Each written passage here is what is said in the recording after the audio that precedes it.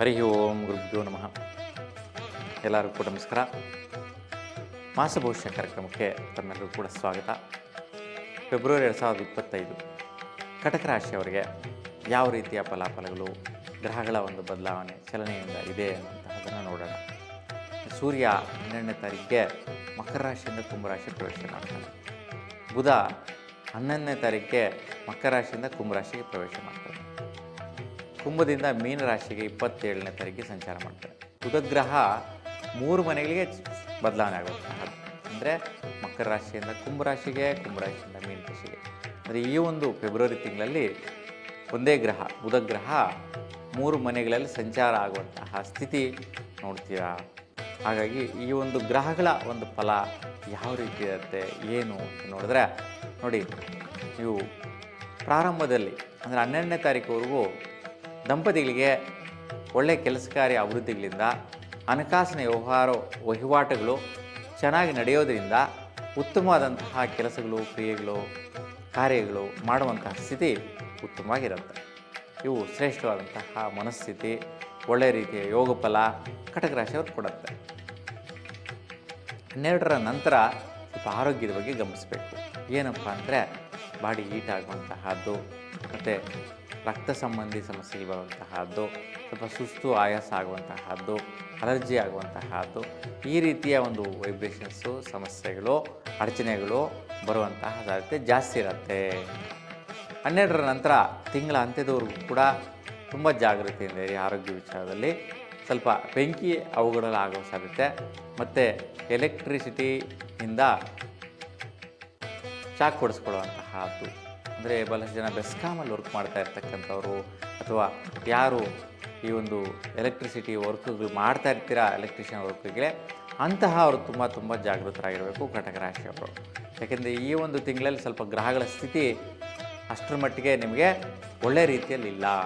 ಅದಕ್ಕೋಸ್ಕರ ಬಹುಮುಖ್ಯವಾಗಿ ನೀವು ಕರಿಯಿಲ್ಲು ಮಿಶ್ರಣ ಆಗಿರ್ತಕ್ಕಂಥ ಪದಾರ್ಥವನ್ನು ಕಾಗೆಗಳಿಗೆ, ಕೋತಿಗಳಿಗೆ ಅಥವಾ ಕರಿ ನಾಯಿಗಳಿಗೆ ಕೊಡೋದ್ರಿಂದ ಶ್ರೇಷ್ಠವಾದ ಫಲ ಪಡಿಬಹುದಾಗಿರುತ್ತೆ.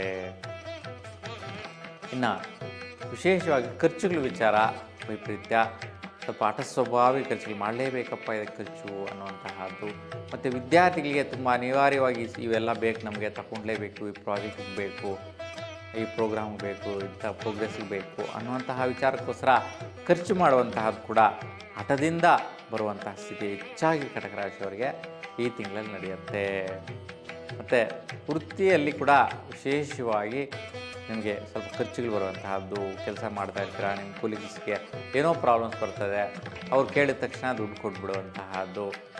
ಸೊ ಆ ರೀತಿ ಆಗುವಂಥ ಸಾಧ್ಯತೆ ಜಾಸ್ತಿ ಇರುತ್ತೆ. ಅದಕ್ಕೆ ಈ ಒಂದು ವೈಪರೀತ್ಯ ಆಗಬಾರ್ದು ಅನ್ನುವಂತಹದ್ದಿದ್ದಾಗ ನಿಮ್ಮ ಮನೆಯ ದಕ್ಷಿಣ ಭಾಗದಲ್ಲಿ ತೊಗರಿ ಧಾನ್ಯದ ಮೇಲೆ 9 ತುಪ್ಪದ ನಿಂಬೆಹಣ್ಣಿನ ದೀಪಗಳನ್ನು ಬೆಳೆಸೋದ್ರಿಂದ ಶ್ರೇಷ್ಠವಾದ ಫಲವನ್ನು ನೋಡಬಹುದಾಗಿರುತ್ತೆ. ಬಹುಮುಖ್ಯವಾಗಿ ನಿಮಗೆ ಆರೋಗ್ಯ ವಿಚಾರ ಮತ್ತು ದಾಂಪತ್ಯ ಸೌಖ್ಯ ವಿಚಾರದಲ್ಲಿ ಉತ್ತಮವಾದಂತಹ ಫಲಾಫಲಗಳು. ದಂಪತಿಗಳಿಗೆ ಸ್ವಲ್ಪ ಆರೋಗ್ಯ ಕೆಡುವಂಥ 11ರ ನಂತರ ಬರುವಂತಹದ್ದು, ಸ್ವಲ್ಪ ಶೀತ, ಅಲರ್ಜಿ ಆಗುವಂತಹದ್ದು, ವೈಪರೀತ್ಯಗಳು, ಮತ್ತು ಪ್ರಯತ್ನ ಕಾರ್ಯದಲ್ಲಿ 11ರ ನಂತರ ಸ್ವಲ್ಪ ಅಡಚಣೆಗಳು. 11ರವರೆಗೂ ಪರವಾಗಿಲ್ಲ, ಉತ್ತಮವಾದಂತಹ ನೀವು ಅಂದುಕೊಂಡ ರೀತಿಯಲ್ಲಿ ಕೆಲಸಗಳು, ಕಾರ್ಯಗಳು ನೆರವೇರಿರುತ್ತೆ. 11ರ ನಂತರ ನಿಮ್ಮ ಪ್ರಯತ್ನಗಳಲ್ಲಿ ಕಷ್ಟಗಳು, ಏನೋ ಒಂದು ಇನ್ವೆಸ್ಟ್ಮೆಂಟ್ ಮಾಡೋಕ್ತೀರಾ, ಅದು ಕೂಡ ಕಷ್ಟಗಳು ಸಿಕ್ಕಾಕ್ಕೊಂತೀರ. ನಮ್ಗೆ ಗೊತ್ತಿಲ್ಲದೆ ಯಾವುದೋ ಒಂದು ಡಾಕ್ಯುಮೆಂಟ್ಸು ವೈಪರೀತ್ಯ ಇರ್ತಕ್ಕಂಥ ವಸ್ತುಗಳ ಮೇಲೆ ಇನ್ವೆಸ್ಟ್ಮೆಂಟ್ ಮಾಡುವಂತಹದ್ದು, ಈ ಒಂದು ವ್ಯತ್ಯಯಗಳಿಂದ ಕಷ್ಟಗಳು ಸಿಕ್ಕಾಕೊಳ್ಳುವಂಥ ಸ್ಥಿತಿ ಬಂದುಬಿಡುತ್ತೆ. ಈ ರೀತಿಯ ವೈಪರೀತ್ಯಗಳಿರುತ್ತೆ.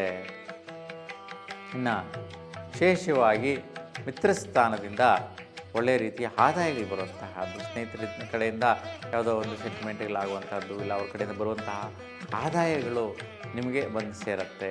ಈ ವಿಚಾರದಲ್ಲಿ ಉತ್ತಮವಾದ ಫಲಗಳಿರುತ್ತೆ. ಇನ್ನು ಭಾಗ್ಯ ವಿಚಾರ ಲಾಭದಾಯಕವಾಗಿರುತ್ತೆ. ಯಾವುದೇ ರೀತಿ ಭಾಗ್ಯಗಳು ಪಡೆದರೂ ಕೂಡ ಲಾಭಗಳು ಒಳ್ಳೆಯ ರೀತಿ ಸಿಗುವಂಥ ಸ್ಥಿತಿ ಇರುತ್ತೆ. ಧರ್ಮ ಕಾರ್ಯಗಳು, ಧರ್ಮಕ್ಷೇತ್ರ ಸುತ್ತುವಂತಹ ಅನುಕೂಲ ಕೂಡ ನಿಮ್ಮದಾಗಿರುತ್ತೆ.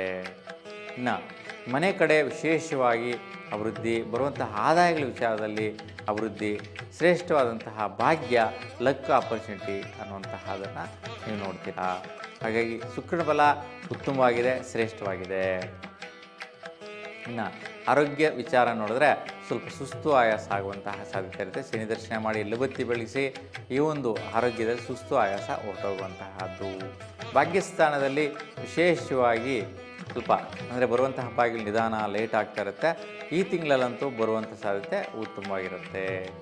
ಇನ್ನು ವಿಶೇಷವಾಗಿ ಪ್ರಯತ್ನ ಕಾರ್ಯದಲ್ಲಿ ಒತ್ತಡ, ಸಂದಿಗ್ಧವಾದ ಪರಿಸ್ಥಿತಿಗಳು, ಟೆನ್ಷನ್ ಬರುವಂತಹದ್ದು, ಗಲಾಟೆ, ಭೂಮಿ ವಿಚಾರದಲ್ಲಿ ವ್ಯಾಜ್ಯಗಳು ಇವೆಲ್ಲ ನಡೆಯುವ ಸಾಧ್ಯತೆ ಜಾಸ್ತಿ ಇರುತ್ತೆ. ಹಾಗಾಗಿ ನೀವು 21 ಗರಿಕೆ ಹುಲ್ಲನ್ನು ಗಣಪತಿಯ ಬಲಹಸ್ತದ ಮೇಲೆ ಇರಿಸಿ ಪೂಜೆ ಮಾಡಿಸ್ಕೊಳ್ಳೋದ್ರಿಂದ ಒಂದು 3 ದಿನಗಳ ಕಾಲ ತುಂಬ ಶ್ರೇಷ್ಠ ಫಲನ ನೀವು ಈ ತಿಂಗಳಲ್ಲಿ ಪಡಿತೀರಾ. ಒಟ್ಟಾರೆಯಾಗಿ ಎಲ್ಲರಿಗೂ ಕೂಡ ನಿಮ್ಮ ಶ್ರೀದೇವರ ಅನುಗ್ರಹ ಸದಾಕಾಲ ಇರಲಿ ಅಂತ ಭಗವಂತ ಪ್ರಾರ್ಥಿಸ. ಎಲ್ಲರಿಗೂ ಕೂಡ ಶುಭವಾಗಲಿ. ನಮಸ್ಕಾರ.